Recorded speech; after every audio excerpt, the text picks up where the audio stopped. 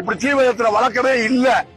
நான் 71 வயசு 99 வயசுக்காரர் ஒருத்தர் இருக்காருங்க பின்னால, அவரெல்லாம் அவருக்கு பார்த்ததே கிடையாது, அப்படி ஏத்துறதே இல்ல. அந்த கல்லவே நாங்க நினைச்சே பாக்கல. நாங்க சின்ன பிள்ளைல எல்லாரும் போய் அங்க போயிட்டு வருவோம், விளையாடுவோம், போவோம், மேல வரைக்கும் போயிட்டு வருவோம். ஒரு 10 நிமிஷத்துல மேல ஏறி இறங்கிடுவோம், அப்படிதான் போய் வந்துக்கிறது. அப்பதான் பாத்துருக்கோம், இந்த நினைப்பே வரல. இந்து தானே, அங்க இருக்கிறது பூரா இந்து தான்.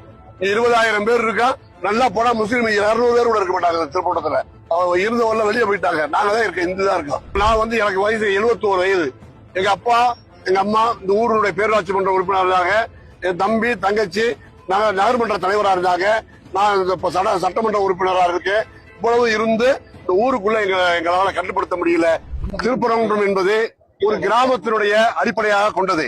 இப்ப வேணுமா மதுரை மாநகராட்சியில இருந்து சேர்ந்திருக்காலும் இது ஒரு பேரூராட்சி மன்றமாக இருந்து ஒரு கிராம அடிப்படையில எல்லாருமே நாங்க கலந்து செய்வோம் எல்லா விஷயங்களையும். அதே மாதிரி நகர்மன்றமாகி இப்பதான் கொஞ்ச நாட்களாக அதிகமான கூட்டம் வர்றது, பக்தர்களுடைய எண்ணிக்கை கூடுறதுனால திருப்பரங்குன்றம் ஒரு பெரிய சிரமமான ஒரு ஊரா போயிருச்சு. இப்ப மேலும் என்ன ஆகுதுன்னா, தீப திருவிழாக்கு ஏத்திரம் சொல்றது நாங்க உச்சி பிள்ளையார் கோயில்ல கடந்த ஒரு 30 வருஷமாக நாங்கெல்லாம் சர்வ வச்சு சேர்ந்தா அதை பெருசாக்கணும். சும்மா விளக்கு போடுவாங்க போய், அது சாதாரணமா இருந்தது. நாங்க எல்லாரும் சேர்ந்து ஒரு திருப்பரங்குன்றத்துக்கு ஒரு முக்கியத்துவம் கொடுக்கறதுக்காக உச்சி பிள்ளையார் கோயில்ல ஏத்தணும். அதுதான் நடந்தது. அதுக்கு மேல கிடையவே. இது பாரம்பரியத்தை சொல்றதுக்கு வழியே இல்ல. ஆனா இப்ப என்ன நடக்குதுன்னா, இதை சொல்லி வெளியூருக்காரங்க நிறைய போராட்டாதுன்னு சொல்லும் போது எங்கள் உள்ளூர் குடியிருக்கக்கூடிய எங்களுடைய சகோதரர்கள் சகோதரிகள் வயசானவர்கள்லாம் உண்மை கோட்டத்திலிருந்து கீழே வடக்கத்துக்கு வர முடியல.